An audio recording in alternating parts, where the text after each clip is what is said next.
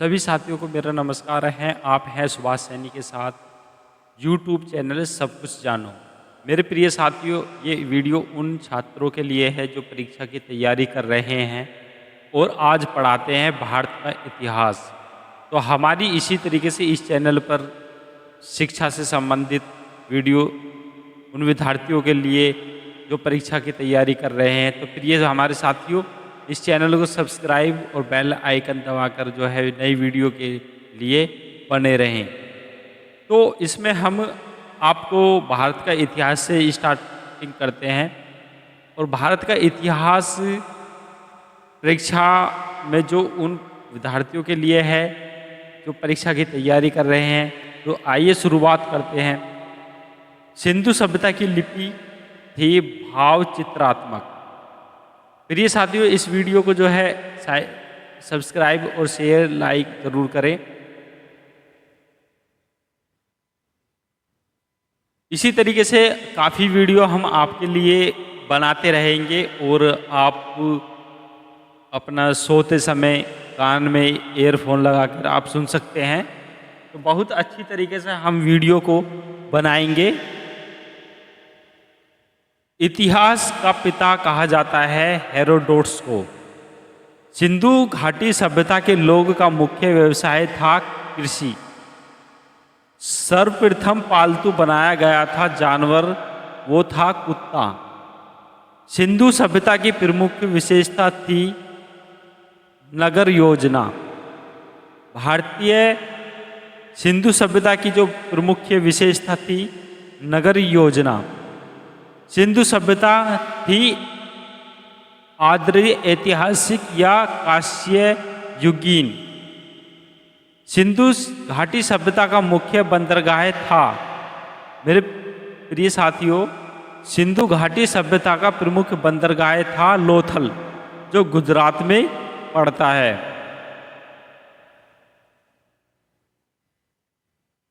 हड़प्पा स्थिति है कहाँ पर? रावी नदी के तट पर पाकिस्तान में, जो मोंटोगोमी जिला में वहाँ स्थित है। मोहनजोदड़ो स्थित है सिंधु नदी के तट पर। सिंधु नदी कहाँ है और किस तट पर? पाकिस्तान के लरकाना जिले में। जैन धर्म के प्रथम तीर्थकर थे ऋषिवर्ध देव। जैन धर्म के अंतिम 24वें तीर्थकर थे महावीर। महावीर के जीवन कृत्यों का विवरण मिलता है भगवती सूत्र में। जैन साहित्य को कहा जाता है आगम। गौतम बुद्ध का जन्म 563 ईस्वी में हुआ था लुम्बिनी कपिलवस्तु में। ये कहाँ पड़ता है? उत्तर प्रदेश। बुद्ध विहार, बुद्ध द्वार गृह त्याग को कहा गया है महाभिनिष्क्रमण। बुद्ध के प्रथम गुरु थे अल कलाम। जो बुद्ध के प्रथम गुरु थे अलार कलाम। बुद्ध द्वारा दिया गया प्रथम उपदेश कहाँ था? सारनाथ, कहलाया धर्मचक्र प्रवर्तन। मोहनजोदड़ो स्थित है सिंधु नदी के तट पर पाकिस्तान के लरकाना जिले में। मोहनजोदड़ो से प्राप्त प्रमुख स्मारक है वृत्त स्नान नागर। यानी कि मोहनजोदड़ो में जो प्रमुख स्मारक मिली थी वहाँ वो जो स्नान करते थे वो नागर। हड़प्पा व्यासी अनभिज्ञ थे। किससे? लोहे से। हड़प्पा के उत्खनन करता थे राय बहादुर दयाराम साहनी। 1921 में इन्होंने वहाँ खोज की थी। किसने? हड़प्पा की उत्खनन करता थे राय बहादुर दयाराम साहनी 1921 में। बुद्ध के उपदेश की भाषा थी पाली। बुद्ध ने सर्वाधिक उपदेश दिए सावस्ती कौशल में। बुद्ध की मृत्यु को कहा गया है महापरिनिर्वाण। बुद्ध धर्म ग्रहण करने वाला प्रथम महिला थी गौतमी। मेरे साथियों, बुद्ध धर्म ग्रहण करने वाली प्रथम महिला थी गौतमी। बौद्ध धर्म के 3 रत्न थे, बुद्ध धर्म और संघ। आजीवक संप्रदाय के संस्थापक थे मखली पुत्र गोसाल। इस्लाम जगत में खलीफा पद 1924 ईस्वी में समाप्त करने वाला पहला शासक कौन था? मुस्तफा कला पाशा। हिजरी संवत का आरंभ हुआ 622 ईस्वी में। ईसा मसीह को सूली पर चढ़ाया गया था 33 ईस्वी में।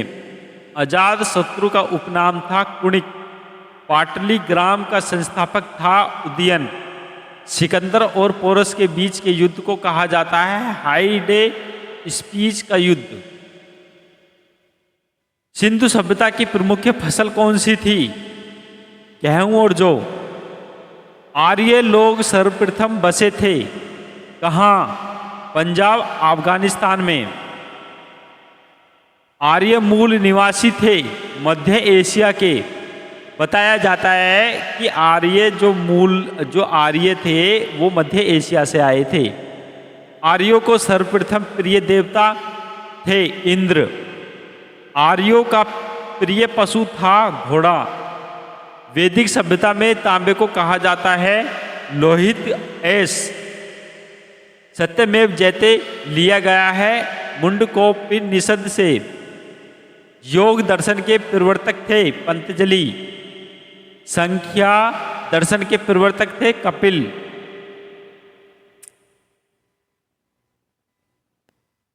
मेरे प्रिय साथियों, इसी तरीके से हम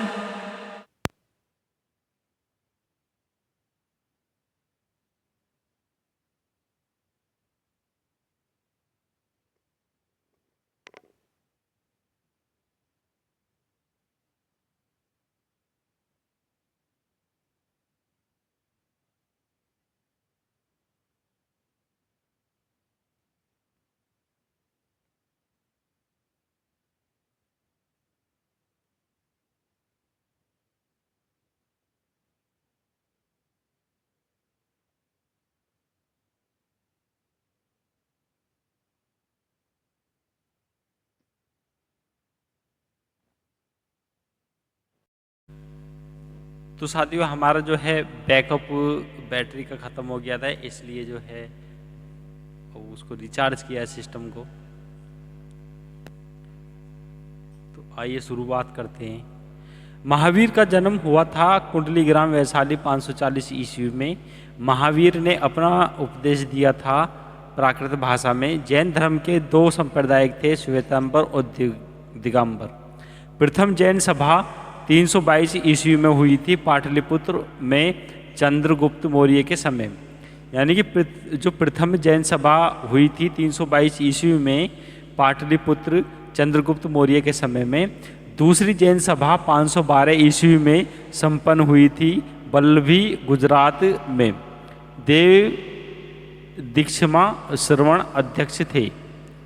जैन धर्म के 3 रत्न संप्रदाय दर्शन और संप्रयक ज्ञान और संप्रयक आचरण। बिंदुसार को कहा जाता है अमित्र घात। भारत में शिलालेख का प्रचलन शुरू किया गया था अशोक ने। यानी कि अशोक महाशासक जो शासक था उसने शिलालेख पर ही लिखवाना चालू किया था। कौशाम्बी अभिलेख को कहा जाता है रानी की अभिलेख। अशोक का सबसे लंबा अभिलेख कौन सा है? 7वां। तो मेरे प्रिय साथियों, जो शिलालेख हैं अशोक के, वो काफ़ी सारे शिलालेख हैं। एक वीडियो उसके ऊपर बनाएंगे। तो जितने भी अशोक ने शिलालेख लिखवाए थे उससे रिलेटेड। अशोक का नाम अशोक में मिलता है मास्की एवं गुर्जा अभिलेख में। नंद वंश का अंतिम शासक था घनानंद। यानी कि नंद वंश की जो स्थापना की थी उसका अंतिम शासक था घनानंद। अशोक ने बौद्ध धर्म की शिक्षा ली थी उपगुप्त से। सांची का स्तूप बनवाया था अशोक ने। तो महावीर के प्रथम अनुयायी थे जामली जो जमाली महावीर के दामाद थे। खजुराहो में जैन मंदिर का निर्माण किसने कराया था? चंदेल शासक। जो चंदेल शासक थे, चंदेल शासक से रिलेटेड एक वीडियो, जो जितने भी चंदेल शासक थे किसने कब क्या कराया उससे रिलेटेड डालेंगे वीडियो। जैन धर्म का प्रारंभिक इतिहास ज्ञात होता है कल्पसूत्र से। नंदवंश का अंतिम शासक था घनानंद। अशोक ने बौद्ध धर्म की शिक्षा ली थी उपगुप्त से। सांची का स्तूप बनवाया था अशोक ने। अशोक ने धम्म स्वीकार किया था कलिंग युद्ध यानी कि 261 ईस्वी के बाद। तो जब 261 ईस्वी में युद्ध हुआ था तो उसके बाद जो है अशोक ने धम्म स्वीकार किया था। तो मेरे प्रिय साथियों, हम इसी तरीके से वीडियो लाते रहेंगे और परीक्षा की तैयारी अच्छे से करें। एक्चुअली होता क्या है कि काफ़ी समय नहीं मिलता, तो उन छात्रों के लिए जो आप अपना टाइम निकाल कर परीक्षा की तैयारी कर सकते हैं। दोस्तों, हमारी इस वीडियो को शेयर और सब्सक्राइब ज़रूर करना और कमेंट्स करना कि आपको किस तरीके से वीडियो लगी और सुझाव देना। Thank you for